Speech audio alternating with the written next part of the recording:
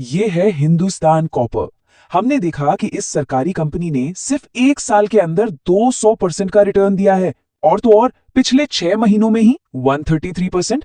अरे एक दिन में तो इसमें 20% का अपर सर्किट तक लग गया। हमारे मन में सवाल आया कि भाई एक सरकारी कंपनी अचानक इतना शानदार प्रदर्शन कैसे करने लगी। तो हमने सोचा, क्या ये सिर्फ एक कंपनी की अपनी सफलता की कहानी है, या फिर पर्दे के पीछे कोई और ही खेल चल रहा है। देखिए, एस&पी ग्लोबल जैसी बड़ी एजेंसी ने तो पहले ही चेतावनी दे दी थी, और अब तो भारत के इकोनॉमिक सर्वे ने भी इस पर अपनी मोहर लगा दी है। ये कोई मामूली बात नहीं है, क्योंकि ये चेतावनी दुनिया की सबसे बड़ी रेटिंग एजेंसी और खुद भारत सरकार की तरफ से आई है। चेतावनी ये है कि आने वाले वक्त में दुनिया पर तांबे की भारी कमी का एक गंभीर संकट मंडरा रहा है। अब सवाल यह है कि तांबे की ये मांग आउट ऑफ कंट्रोल हो क्यों रही है। वजह है भविष्य की टेक्नोलॉजी। चाहे वो एआई डेटा सेंटर्स हों, इलेक्ट्रिक गाड़ियां हों, सोलर पैनल्स और विंड टर्बाइंस जैसी रिन्यूएबल एनर्जी हो, या फिर बिजली की हमारी रोजमर्रा की जरूरतें, इन सभी को चलाने के लिए तांबा चाहिए, और बहुत ज्यादा तांबा चाहिए।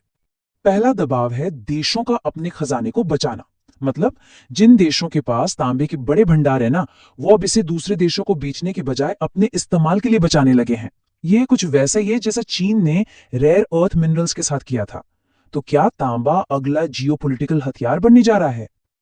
और दूसरा बड़ा दबाव आ रहा है सीधा खदानों से, जहां से तांबा निकाला जाता है। दुनिया की कुछ सबसे बड़ी खदानों में प्रोडक्शन अचानक से रुक गया है। इससे जो सप्लाई चेन पहले से ही तंग थी, वो और भी ज्यादा सिकुड़ गई है, और बाजार में खलबली मच गई है। देखिए, चिली, कोंगो और इंडोनेशिया ये तांबे की कुछ सबसे बड़े उत्पादक देश हैं। हाल के दिनों में इन तीनों ही देशों की खदानों में बड़ी रुकावटें आई हैं, जिसका सीधा असर ग्लोबल सप्लाई और कीमतों पर पड़ा है। जरा सोचिए, सिर्फ 1 टन तांबा निकालने के लिए करीब 200 टन चट्टान और मिट्टी खोदनी पड़ती है। जी हां, 200 टन। अंदाजा लगाइए कि ये कितना विशाल और मेहनत भरा काम है। और इतनी जबरदस्त खुदाई के बाद हाथ क्या लगता है? जो अयस्क निकलता है, उसमें से औसतन सिर्फ 0.6% ही तांबा होता है। मतलब 99.4% मेहनत और संसाधन एक तरह से बेकार चले जाते हैं। और यही वो वजह है कि जब मांग बढ़ती है, तो सप्लाई को तुरंत बढ़ाना लगभग नामुमकिन हो जाता है।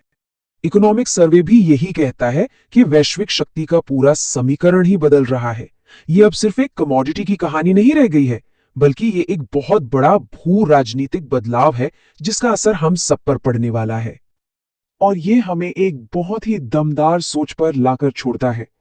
असली ताकत अब टेक्नोलॉजी नहीं, बल्कि वो महत्वपूर्ण खनिज है जो उस टेक्नोलॉजी को चलाते हैं। और जिनके पास ये खनिज है, असल में खेल अब उन्हीं के हाथ में चला गया है।